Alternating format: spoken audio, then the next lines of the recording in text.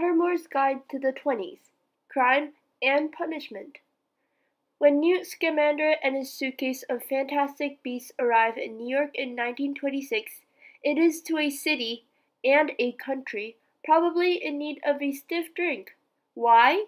Welcome to Prohibition-era America.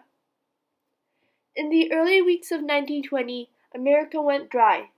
The decade that followed is now known as the Roaring Twenties, a golden era of prosperity and exuberance sandwiched between the Great War and the Great Depression. A time of music, fashion, art, and technological advancement. And a time when no one could really go out and toast to that. The 18th Amendment to the United States Constitution, otherwise known as the Prohibition Amendment, banned the production, transportation, and sale of liquor. It came into effect on 16th January 1920, though it had been a long time coming. Prohibition was actually ratified in 1919 after campaigning from groups like the Women's Christian Temperance Union and Anti-Saloon League won popular and constitutional support, and some states had been voluntarily dry for years before national prohibition. But once that act was passed, it stayed passed for 13 years. It was 1933 before the 18th Amendment was repealed and Americans could legally enjoy a drink again. No match could anyway. As we had recently learned, NACUSA did not apply the ban on alcohol to American witches and wizards.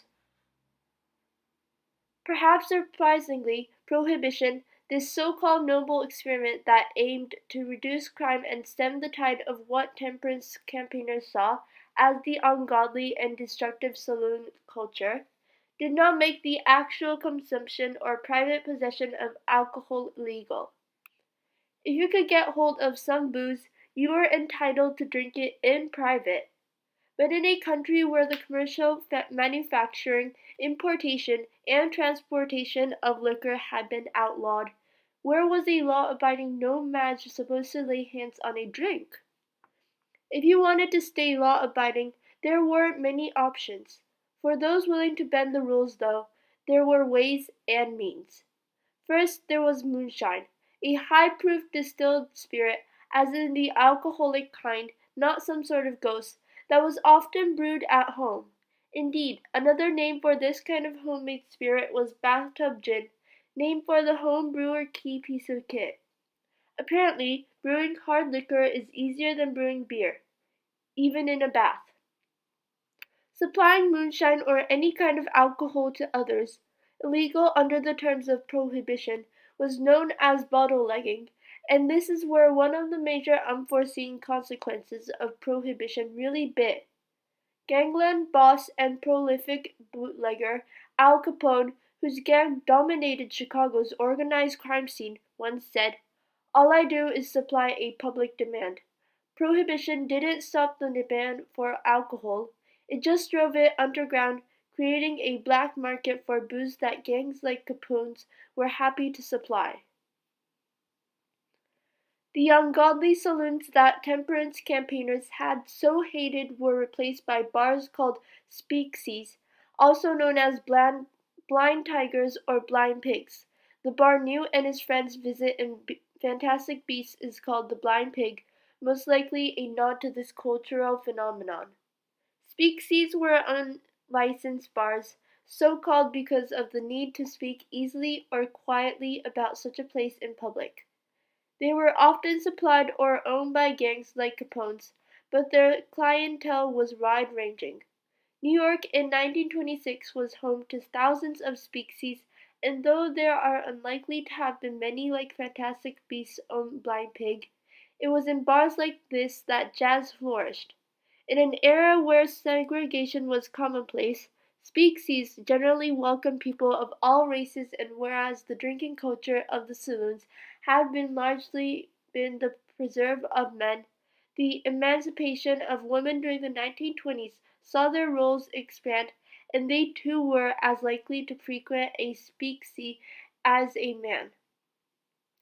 This was quite a leap from pre-Prohibition America, when the temperance movement had proved particularly popular with women. So while the early 1920s saw a decrease in alcohol consumption, as the decade progressed, it became clear that far from reducing corruption, prohibition actually escalated, turning otherwise ordinary citizens into criminals for the price of a drink.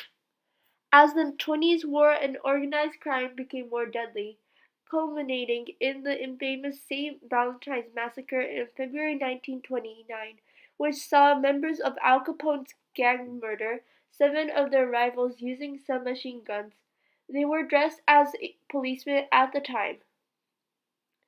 As the consequences of criminalizing alcohol became clear, support for prohibition decreased, and another key moment in 1929 provided an additional catalyst for repeal. In October 1929, the Wall Street crash heralded the Great Depression, a severe worldwide economic decline. The after-effects of the crash were vast, but it did signal the beginning of the end of America's enforced alcoholic abstinence. The economy needed a boost, and the U.S. government wanted to collect the beer and liquor taxes that Prohibition had taken. That year, groups like the Women's Organization for Prohibition Reform, led by Republican Pauline Sabine, began to campaign for the end of Prohibition, and by 1932, the new Democratic presidential candidate, Franklin D. Roosevelt, was promising repeal. By 1933, Prohibition had gone, the only constitutional amendment ever to be repealed, and no madness could drink again. For Wizards, of course, access to giggle water had always been non-negotiable.